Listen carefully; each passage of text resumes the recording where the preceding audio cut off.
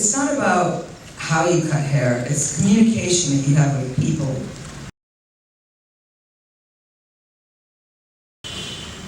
So would you say then that your book, which is largely about an early life of privilege, then being uprooted and arriving in the United States to a completely new life and culture and language at 7 years old, and then being so different from the family and trying to find your place and going through really dark addiction. Some of the book is quite hard to read.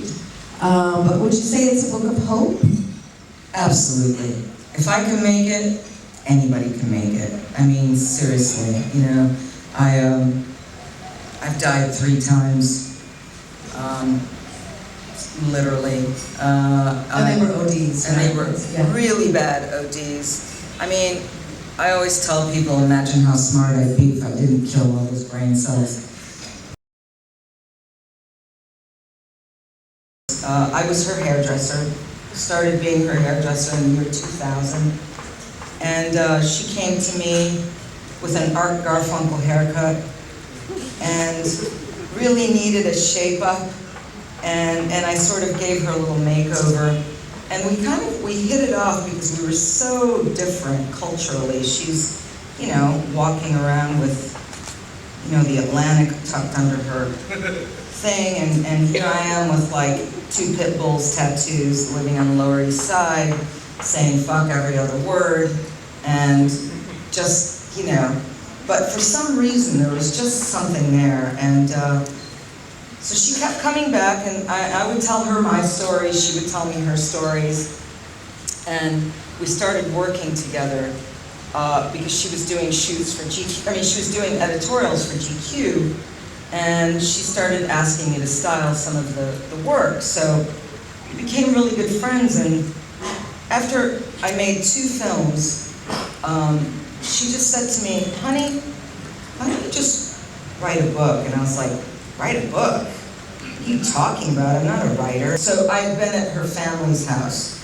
and they are very literary, and she said, anybody that can hold the room with my family is a storyteller, and you may not be a writer, but you're definitely a storyteller, so why don't you write your book? I was like, no. She said, I have a house out in the country, and I want you to come out for 9 months, live in it, and it's a converted church, and I want you to write your book. So the first lunch she had with Paul Slovak at Viking, she handed him the book, and 3 days later I got a phone call, and they wanted a meeting, and they said if I added a little bit more lesbian sex. This is a true story. If I could just add a little bit more lesbian sex, which I had taken out because I didn't want to be pigeonholed, right? If I could just add a little bit more about Syria and a tiny little bit more about the Detroit music scene, then they wanted to buy the book. So that was a long way around. 1 publishing house, 1 agent, and I'm the most grateful person on the face of this planet. I wonder at what point, when you're writing something like that, when people are still alive, what is the choice that you have to make between the real names that you will use, maybe leaving things out of concern for your family that's members still alive? I mean, what was that editing process like? Well, I mean, the editing process, there were a lot of concessions that I had to make, and some of them, you know, most of the people that I talked about, a lot of them are dead, but family, you know, both my parents have passed away, and this book could not, there's no way I could have written this book while they were still alive. I asked the Latin queens in prison if they could hook me up with drugs, and they told me to get the fuck out of here, Blanca. So the only thing I could do was go and get a job in the beauty parlor at Rikers Island for $12 a week when I'd been making $150 a haircut at Vidal Sassoon. And $12 a week, I cut all the girls' hair, and I got cigarettes, I got drugs, I got everything I wanted. So So how many years have you been on these hard drugs? Well, the first time that I started taking acid, I was 13 years old, and I took it for every day for 2 years, and then graduated to cocaine. So I guess I'm 54, and I've been clean for 17 years. Thank you.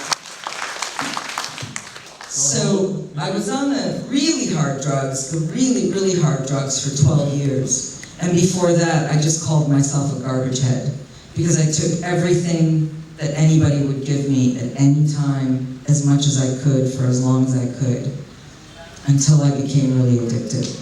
How old were you when you decided, or it happened that you stopped?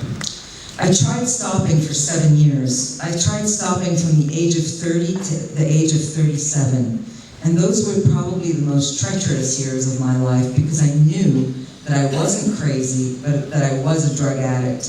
And so in those 7 years, I ended up in 23 detoxes, 13 rehabs, 3 6-month programs, 14 jails, 2 institutions, 1 Women's Prison Association 6-month program, and a 1-year outpatient program. And then, one night, I was in my room, and I just didn't want to live anymore, and I took as much as you could possibly take to kill an elephant. And I woke up in the morning, and I didn't die. And Katie Couric was blaring on the television, and I thought, oh, shit, I'm in fucking hell. And I looked around the room, and you know when people say that they have a moment of clarity, I used to think that that was such bullshit. But I had that moment, and it lasted for about 20 minutes, and I walked around this room, and I saw what maybe you would see, or you would see having walked into my room, which was old food, blood everywhere, syringes everywhere, dirty, dirty, dirty cigarette butts in everything, burn holes in everything. You know, something that I felt if my mother had walked through that door, she would have re-died again.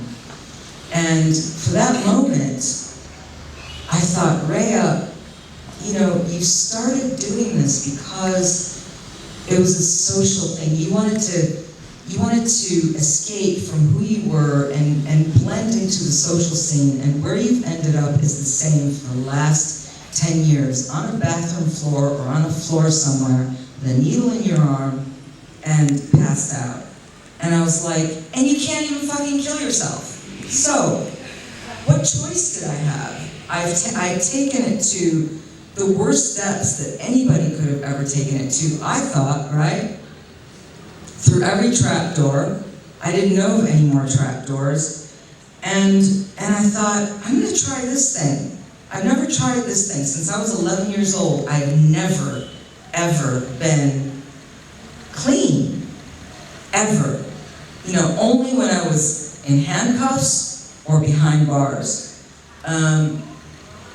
So I made that decision that morning that I was never going to do it again, because it wasn't just that I was tired of it. I just knew that I had hit the wall, and that the only thing I could do from then on was strictly and only suffer, and I just didn't want to live like that anymore. Because I knew I had to live, because I couldn't kill myself. And so I bought like Valium and Vicodin for 7 days, and I didn't check myself in. I didn't do any of that, because I thought, I really want this now. Not for her, not for mom, not for dad, not for the girlfriend, not for the friends, not for anybody. You know, because nobody was around. Everybody had left me. You know, some people ask me, what could have made you get clean sooner? And I always say, if everybody had left me sooner, I would have probably either died, but I doubt it, or I would have chosen this path sooner.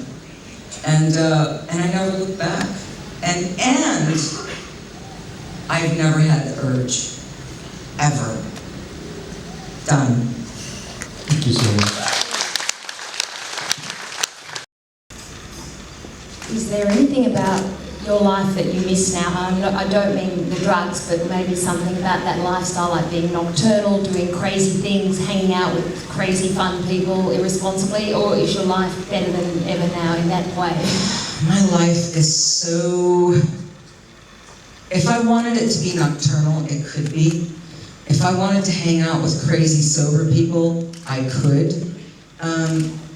But what I find is that being clean, so all those years I was trying to fit into my own skin, right? And I felt like the drugs were the edge. The drugs were the thing that really, separated me from people and made me edgy, made me really cool, And what I've learned is that living here without being numbed out, without having those bumpers on, when life cuts, it cuts really deep, and that's where the edge is. I always tell people, when I was 21, and I thought I was going to be a rock star, right? I had all these dreams for myself, and all these grandiose, amazing dreams. What I'm living now surpasses that by like 100 miles. So I never could have imagined that my life would have turned out like this, not even in the most grandiose way.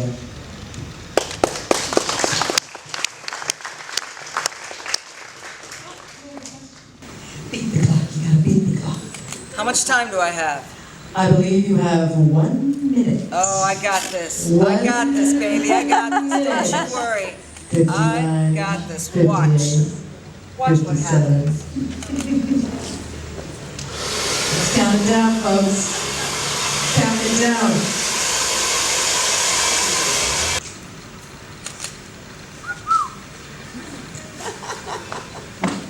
Now you know. Ah, yes!